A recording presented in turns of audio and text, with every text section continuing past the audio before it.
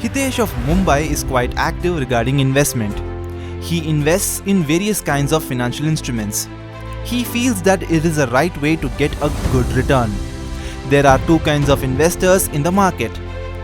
First ones are like Hitesh, they diversify their portfolio more than needed. Then there are the second type of investors who don't diversify their portfolio properly. If you want to earn a stable return, then you need to diversify your investments and reduce your risk.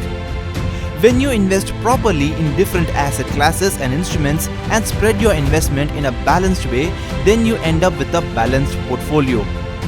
However, if there is extreme diversification, then everything goes haywire. This is what happened in the case of Hitesh. He doesn't get much return from his portfolio and his financial goal is not achieved as per his plan.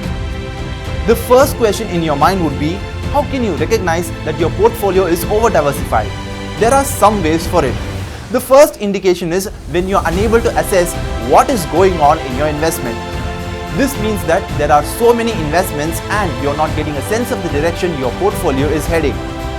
In other words, you don't know how to handle your assets. You should keep in mind that there will be many opportunities when you may have to withdraw your money from low-performing assets and put it in high-performing assets.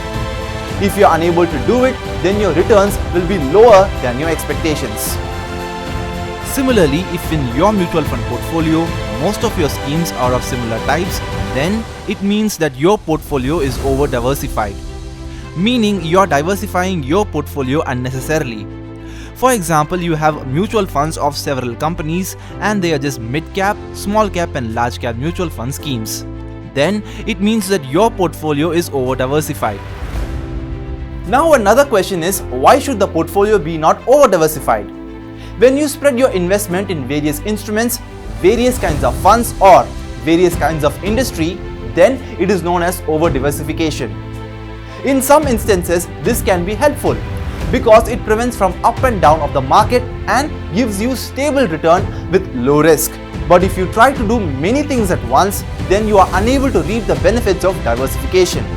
Over-diversification doesn't cause much harm but doesn't help a lot either. If you keep loads of investment assets in your portfolio, then you might miss the opportunity to get a good return because all the assets won't go up and down in tandem. The reason being, growth cycle is different, so it's important to spread them in different ways. Every investor should know what is over-diversification so that he doesn't get trapped in it.